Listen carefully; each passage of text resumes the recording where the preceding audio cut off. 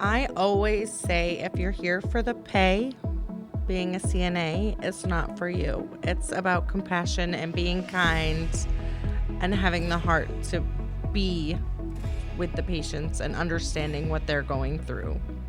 Every day, certified nursing assistants show up with heart, strength, and a commitment to care that quietly transforms lives. In this episode of Pathways, we step into their world through their stories, their challenges, and the passion that led them to this essential path. Welcome back to Pathways, part of our Healthy, Happy, and Wise podcast series. Today, we are sitting down and talking with certified nursing assistants, or CNAs, about what they do. Flora, who is with us, works at Northern Light Eastern Maine Medical Center, and Rebecca works for Northern Light Home Care and Hospice. Thanks for being on with me, ladies. Thank you for having me. Yeah. Thank you for having me too. Of course. Okay, so Flora, why don't we start with you? Tell me a little bit about your journey to becoming a CNA. All right. Thank you so much. I moved to Maine in 2023. I was living in Atlanta for 1 year, and then I got a friend who came out, just told me, why don't you come in Maine? They offer much opportunity for newcomers. So I said, let me go and try. When I first came into Maine, I worked as a direct support professional for 3 months. Okay. And then I met some people from the cultural center. I don't know. The Cultural Center, Maine Cultural Center, yes. Yeah. Okay.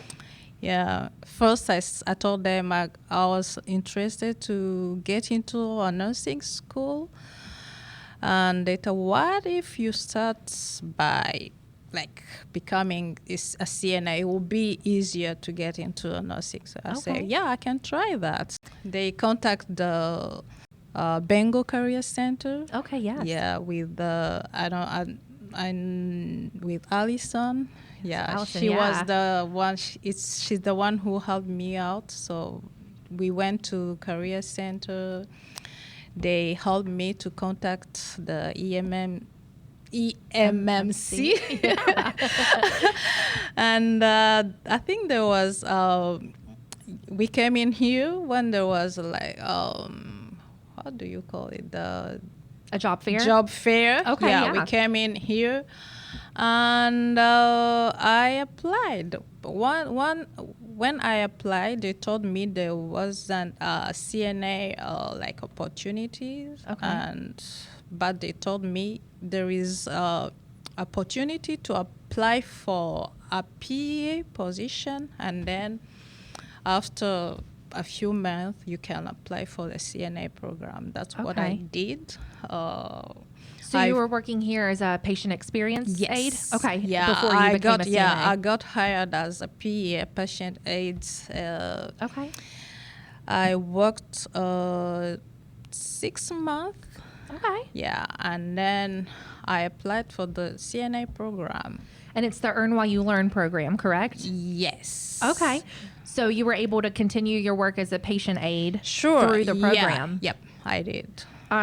First off, I love our Earn While You Learn programs. They are really neat opportunities for folks who, like you, wanted to get into healthcare but weren't exactly sure what route to take. Yeah. Or if you will, this is called Pathways, what path to take. So, it gives people an opportunity to learn a little bit about what hospital life is like as a patient aide. Exactly. And I'm sure you were able to speak with other CNA professionals and learn a little bit about the job before you actually jumped in and started doing it. Actually, yes. And as someone who, coming from a different culture, different system, different language. So I did really enjoy it and learn a lot. Okay. So which prepared me to get into my CNA. So it was much easier for me to jump into CNA program. And Awesome. Well, we're glad to have you. Thank you so much. Rebecca, you took a little bit of a different route and you became a CNA in high school. I went to UTC, and it's a year-long course that we took, and we did our clinicals at the Maine Vets Home, and I got my CNA license in June, and then I became a CNA, and I worked for long-term care nursing homes for 11 years, and then I came to the hospital, and now I'm with Northern Light, where I've been now for 5 years for hospice. Okay. So you've been a CNA for how long? 21 years. Wow. So 21 years, that's a long time to stick with a career. What is it that you love about it so much? I love being able to have one-on-one time with my patients and getting to know them and their families and being supportive to the families and being able to do respite care. So we have you who works for home care and hospice with Northern Light. We have Flora who works in the hospital at Northern Light Eastern Maine Medical Center. So there's obviously going to be differences in the work that you do with CNAs, but there's similarities as well. And your training at UTC or with our Earn Where You Learn program can prepare you for all of that. So maybe let's start and talk about first what it's like to be a CNA in the home with home care and hospice. What is it like? And you've worked in both, so you can tell me a little bit about what the differences are between working in home care and working in a hospital facility. Working in a home, I have my families that also are very supportive in helping me with patient care. But also, if I need to, I can also call on my nurses or my other colleagues to say, hey, I think I needed to assist, and they can come in and help. It's really personal. It is very personal. You're in their home, and it's definitely a lot different than working in a facility. Working in a facility, I would have 16 patients some nights, and I kind of had to make sure I could get them all in bed, and that was hard, knowing that it was me and 16 patients, and maybe I might have somebody else to help me. But working in the homes is so much more personal, and you really get to know those families and what they've done in their life and be a part of their journey. I was very fortunate just recently, like literally a couple of weeks ago, I was able to go in and visit you on one of your calls, and with a lovely patient named Kim. We'll have some photos of you guys that we'll share. Wonderful story, but to just get to see the care and the personal care that you provide to your patients in the home, it's inspiring. I mean, I remember you walking through the door and being like, "Hi, it's me," and they're all like, "Oh, Rebecca, come in." You know, they know who you are. They expect you to be there, and you know, Kim was nonverbal, but she very much, like, her face, you could tell she knew who you were, and she had little tells, and you know, little grunts and things, but you knew exactly what she was saying. Yes. I think that's incredible for a healthcare professional to be able to do that and to look after someone, especially someone in hospice care even. It's a very tough and it's a tough job. It is. And it can be emotional, but it's very rewarding to be a part of it. We were talking a little bit about what it's like to be in the home. What is your schedule kind of like for that? My schedule, it's very flexible, and I'm able to say I have a doctor's appointment first thing in the morning. I can go do my doctor's appointment and work around my schedule and still meet all of my patients' needs. Or say I had one in the middle of the day, I could break that up, and I really enjoy that I can still actually go and see my kids enjoy their sports and everything, whereas I wasn't able to do that in prior jobs that I was in. Okay. So a flexible work schedule as a CNA, but you work Monday through Friday? Monday through Friday, I do 36 hours a week. Okay. 4 days is 7-hour days, and 1 day is an 8-hour day.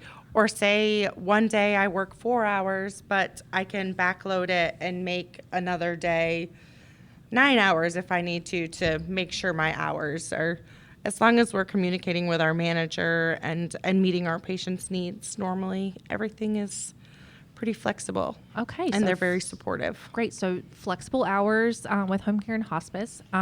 So then, Flora, tell me a little bit about what it's like to be a CNA at a hospital. It's really both hard and I can say rewarding. Like personally, being able to help out, providing that kind of care to those patients who are not able to take care of themselves. Right. So it's really rewarding. Sometimes you can see in their face how they're really grateful, and I'm sure. yeah, you feel at least I'm contributing. I'm doing something that can make change on someone. Yeah. So yeah. And when someone's in a hospital, it can be scary. I mean, yes, especially if it's a first time or second. You know, it doesn't matter how many times you've been. A hospital can be a very scary situation. Yeah, so it is. Having a friendly face, someone who's there to help look after you, I'm sure is, very helpful and calming even. Yeah, actually, I try my best when I'm to make the mood soft. I like doing a lot of joke. Oh, joking, yeah. Making people laugh and making smile. people laugh, Yeah. smile, laughing about my English and I'm sure that gets a lot of people in Maine, wondering. I'm sure you get a lot of questions, right? Oh yeah, where are you from? I love it. Yeah, so it's really nice, and sometimes it can be overwhelming. Yeah, when you have those patients who are really very needy, can't. I feel like I can't really provide care to them as I would like to, as I would love to. Yeah, like there is a group of people you have to be there Constantly for all of them. and there is another group of people you're not able to help them out because you have those two who are really, really, really needing your help.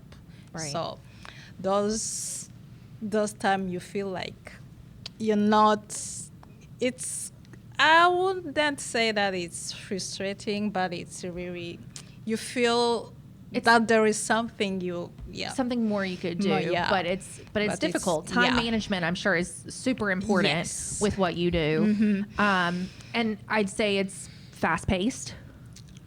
Sure. Yeah, it is.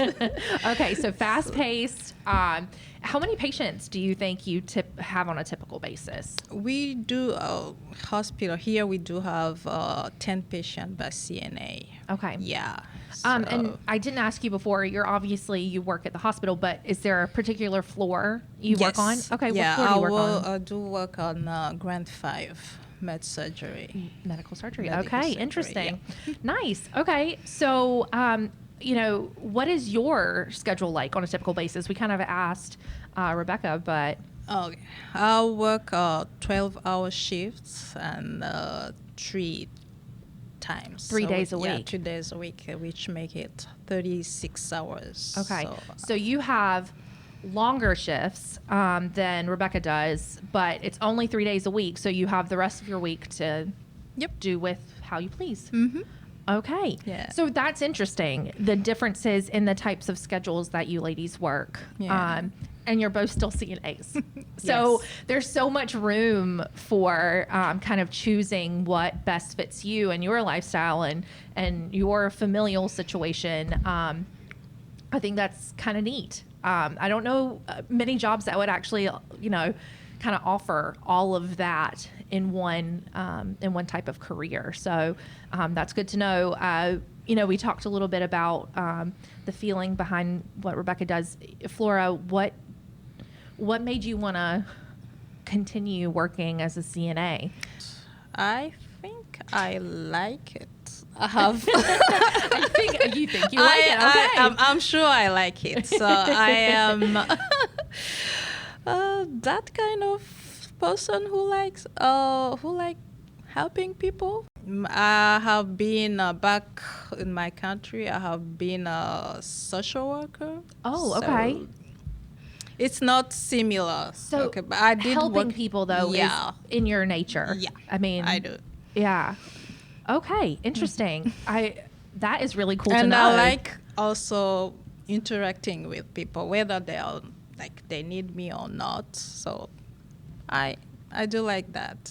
Yeah. I would rather be like I don't know what would be like if I was sitting in like office In an doing office, yeah. document. No, that's not not for me. you. That's not for me.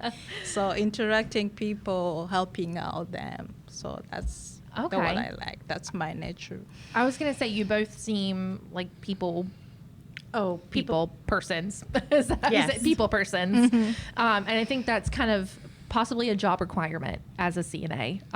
Yeah. I always say if you're here for the pay, being a CNA is not for you. No. It's about compassion and being Not at all. kind and having the heart to be with the patients and understanding what they're going through. I love that. Tell me, what is it kind of like on a day-to-day basis? What types of things, Flora, we'll start with you. What types of things do you do typically as a CNA to help your patients? Oh, okay. First thing is like clinically is like that taking the vital Okay. signs, and then helping them with the activity of their living. Okay. Right? Yeah. Helping them bathing, showering, cleaning them out, feeding them, providing them snacks, ambulating them. Yeah, those. Things that they would typically do if they were healthy for themselves, but they can't. They can't. Wow, how frustrating that must be for them. Exactly. Sometimes they'll. Yeah, I'm sure it must be hard. So trusting the person who's there to help you do those things that are typically pretty personal and that you would hope that you could do for yourself, trusting someone else to take that on for you must be hard. Yeah. Is that a big part of things, getting people to trust you and to let you in? Sometimes it's hard. You will have that kind of patient. He will say, yes, you can see them. You offer, for example, you can offer, can I help you, like, getting into shower? He would say, the patient would say yes, and you keep prompting, and you see that they That don't hesitation, really, yeah, right. there's so much hesitation. They keep pushing, and by the end of the day, nothing happens. So Right. you can't. It's just a matter of keep trying, talking, Trying to make them make comfortable. them, yeah, different approach. Yeah, trying to make them comfortable. Telling them it's safe. Telling them it's that you're just trying to help them feel better, even though their health condition is not at the best. So those kind of things. So, but at the end of the day, you can't like force anyone Right. to do so. It's just going as easy and let it flow. Right. So as Yeah. much as your job is, you learn clinical skills to be able to take vital signs and to be able to communicate with your nurses who you are working with with these patients. True. It's also about interpersonal skills, Yeah. problem solving. Those are skills that, I think a lot of people have if they're worried about gaining clinical experience. I think that's the least of their worries when it comes to being a CNA. Yeah. Rebecca, would you agree with that? I agree. So tell me what a typical day looks like with home care and hospice. A lot like Flora, I do a lot of personal care, like showering. I do bed baths, shampoos, and things like that. But also in homes, say a family member needs to go grocery shopping, I can sit one-to-one respite care with that patient and be there with them. or say they don't want anything that day and it's just a companionship visit. And I say just a companionship visit.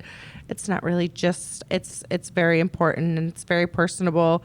And sometimes you sit and talk about their life and what they've been through. And sometimes you might get them to want to paint their nails or let them, you cut their hair and say they haven't had a haircut in forever or shave their face.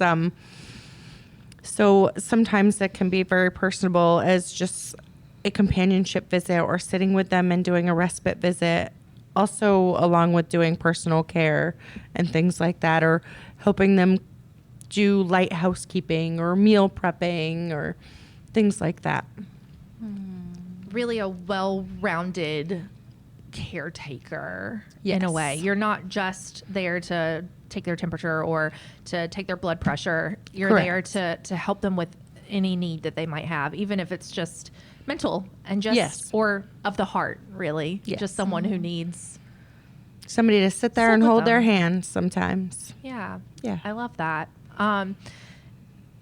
If you could be doing anything else, what do you think you would be? A CNA. I've done it for 21 years. I love that. I can't see myself doing. Honestly, I think about going back to nursing school all the time, and then I say, no.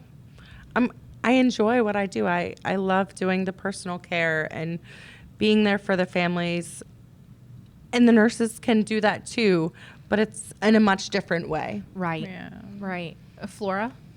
CNA. I love that. Yeah, You're both- really. I was going to say, if I won't be for any reason be able to be a CNA, maybe I will go back to do the DSP stuff because the direct support professional, it's Okay. kind similar, but we don't do the vitals. It's just Just yeah, personal direct support. yeah, direct Yep. support. So Okay. yeah, Kind of So- like a PSS worker Yes. also. Yeah. Yeah. Okay. So very similar line of work, but CNA's where it's at. CNAs, yeah, it is. I love like that. the plus of clinical aspect. Yeah, Yeah. taking vitals. Yeah, those things. So you it's both took, I love that. And you both took different pathways to get here. Yes. So what would you say to encourage others to look at CNA as a career? Because I wouldn't, while you did it right out of high school, Flora, you didn't. You did it a little bit later in life. So what would you say to encourage others to look at CNA as a career path for them? For me, I always knew in my heart that I wanted to be a caregiver or assisting caregivers. So if you have the opportunity and the resources, just always look into that and follow your heart and always go after the opportunity that you have at hand. I like that. Flora? I don't know.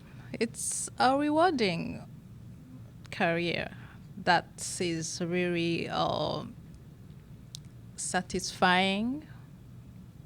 You get to know you get to know people, you get to know how to take care of them. And it's, I don't know, being a CNA is, I don't know how to describe it. I would encourage them to take that path because it's, at the end of the day, it is rewarding. It is, how can I say? Special? It's special, yeah. So there is much that you get. I like the idea of helping people, really, yeah. And there is a lot of people who do need need help. that kind of support, yeah. I agree. And we Yeah. are in desperate need Whether of we're in a CNAs. home or Yeah, at a on the hospital. Yeah, Sure. especially in the state of Maine. Yeah. So I love that you're both so encouraging in this career. I'm just real quick. I'm going to go back because I realized there were a couple of things that I wanted to talk about that I didn't necessarily touch on. One of them is we are in dire need of CNAs everywhere. What is it about Northern Light Health that makes you want to work here if you could work anywhere? I have a very flexible schedule. My manager is always very supportive. I have an amazing supportive team that I work with. And I couldn't picture going and working anywhere else. I've been in the Northern Light system for 10 years. And I really like it. Laura? All right. I think I chose here because it's like a big institution. There is a lot, you can gain a lot of experience because of the like different categories of people that came in here. It's a big community. So when there is a big community, there is a lot to learn. So that's what motivated me to come in here. Yeah, and also there is also the career advancement. Right. Yeah. So this is the another thing. So that's why I chose to come to Northern Light. Yeah, So you're talking about advancing from CNA 1 to 2 to 3. To, or maybe to nursing. Oh, possibly even to nursing. Right. And I think that's, I think we touched on it a little bit before with our Earn While You Learn. But there are so many possibilities to move up in your career if you want to. Yeah. So not only staying a CNA 1, 2, or 3, which is a whole career path in itself, but then moving up and becoming a nurse. Yep. And Northern Light Health supports all of that. Yeah. With different Earn While You Learn programs, which is really cool. So, Flora, do you think you might look at? Yeah, I'm thinking of that. Okay. I am actually trying to get into a nursing school at EMCC. Okay. If they accept me, maybe next year. I don't know. Yeah. I'm still trying. So, Okay. yeah. I love that. So then the other thing that we didn't touch on that I wanted to was the Earn While You Learn program. So can you, Flora, explain to me a little bit about the Earn While You Learn program that you went through, what it was like? It wasn't super long. It was 6 or 7 weeks. I think it was 5 weeks. 5 weeks. Okay, it was 5 weeks. Okay. Yeah. Can you tell me what you did and how you went through the program? All right. It was, first of all, we did have like an amazing instructor. Yeah. I love that. Yeah, Jono, it was, I think she actually retired. Okay. Yeah, so she was amazing. So we went through the it was 3 weeks of class. Okay. And then 2 weeks of clinical. Okay. Yeah, so we will go on the floor and trying to do hands-on learning. Okay. Which was amazing. And then we graduated. We took the state exam. Okay. And then that was it. It's really it's short. It's compact, but for someone who want to learn, who willing to learn, it was Very manageable. It was very manageable. I like there that. was a lot, very a lot, and it was really. It was also flexible because we did. I told you I was PA. Right, We you were have working. Yep. 16 hours of class, and then 24 hours on the floor working as PA. So Right. which is really benefit. It is because we were talking a little bit before, but it's hard to go back to school right now. With the way the economy is, it makes it difficult. So having a place where you can work part-time but be paid full-time and maintain benefits while you're learning to enter a new career and then have a guaranteed job when you're done. Exactly. That's important for people right now. Sure, it is. And to be able to come out with a whole new career at the end of it all is, I think, pretty special. It is. So I love that you went through that program, and I love that you're here with us now. It's fantastic to have you as part of the Northern Light Health team, both of you. Thank you. I love it. I thank you both so much for everything that you do as CNAs and taking care of our patients and our community in the ways that you do. We're lucky to have you as part of our team, and thanks so much for talking to me a little bit today about what you do. You're welcome. Thank you too. Thank you. Thank you for listening to this episode of Pathways. Please join us next time for a new episode. There are several ways you can tune in on our website at northernlighthealth.org/healthyhappywise. We are also on Apple, YouTube, and Spotify, which makes it easy for you to listen on the go on your favorite app.